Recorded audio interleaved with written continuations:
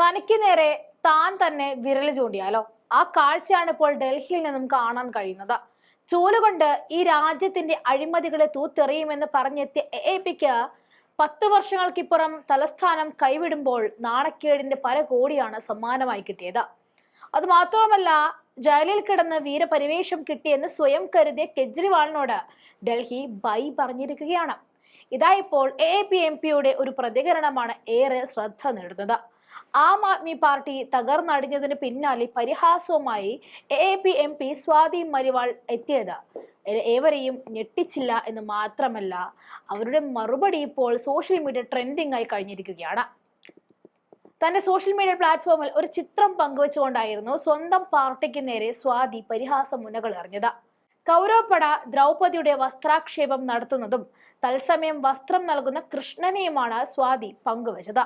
കഴിഞ്ഞ വർഷം അരവിന്ദ് കെജ്രിവാളിന്റെ വസതിയിൽ വെച്ച് സഹായി വൈഭവ് കുമാർ തന്നെ ആക്രമിച്ചു എന്ന് സ്വാതി മലിവാൾ ആരോപിച്ചിരുന്നു. പിന്നീട് ആം ആദ്മിയുമായി പ്രത്യക്ഷത്തിൽ തന്നെ സ്വാതി ഇടഞ്ഞു നിൽക്കുകയായിരുന്നു. ഡൽഹിയിലെ മാലിന്യ പ്രശ്നത്തിൽ പ്രതിഷേധവുമായി കഴിഞ്ഞ പ്രാവശ്യം സ്വാതി കെജ്രിവാളിന്റെ വസതിയിൽ മാലിന്യം തള്ളിയിരുന്നു. തുടർന്ന് സ്വാതിയെ പോലീസ് അറസ്റ്റും നടത്തിയിരുന്നു. അതിഷിയുടെ കുടുംബത്തിന് എതിരെ സാമൂഹ്യ മാധ്യമ പോസ്റ്റ് ഇട്ടതിന് പിന്നാലെയാണ് സ്വാതി മലിവാളിനോട് രാജ്യസഭാ അംഗത്വം രാജിവെക്കാൻ ആവശ്യപ്പെട്ട് ആം ആദ്മി പാർട്ടി രംഗത്തെത്തിയത്. പറഞ്ഞു വരുന്നത്, സ്വാതിയും ആം ആദ്മിയും തമ്മിലുള്ള യുദ്ധം ഇന്നോ ഇന്നലെയോ തുടങ്ങിയതല്ല. അത് ഏകദേശം 1 വർഷത്തിൽ കൂടുതലായി യുദ്ധം തുടങ്ങിയിട്ട്. ഇതിപ്പോൾ എപിയുടെ തോൽവിയോടുകൂടി സ്വാതി വിജയിച്ച മട്ടിലാണ് കാര്യങ്ങളുടെ നിൽപ്പ്. പാർലമെന്റ് ആക്രമണ കേസ് പ്രതി അഫ്സൽ ഗുരുവിനെ വിട്ടുകിട്ടാൻ പ്രതിഷേധം ഉയർത്തിയ കുടുംബത്തിൽ നിന്നും ഒരാൾ ഡൽഹി മുഖ്യമന്ത്രി ആയിരിക്കുന്നുവെന്നും ഡൽഹി ദൈവം രക്ഷിക്കട്ടെ എന്നുമായിരുന്നു സ്വാതിയുടെ അന്നത്തെ പ്രതികരണം. അതിഷി ഡമ്മി മുഖ്യമന്ത്രിയാണെന്നും സ്വാതി ആരോപിച്ചിരുന്നു.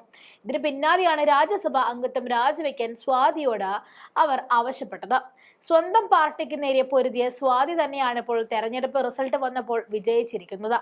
ലോക്സഭാ തെരഞ്ഞെടുപ്പിൽ കൈവിട്ടാൽ എന്താ, നിയമസഭ ഞങ്ങൾ പിടിക്കുമെന്ന് അമിത ആത്മവിശ്വാസത്തിനേറ്റ് ഒരു അടി കൂടിയായിരുന്നു എപി കിട്ടിയ ഈ തോൽവി.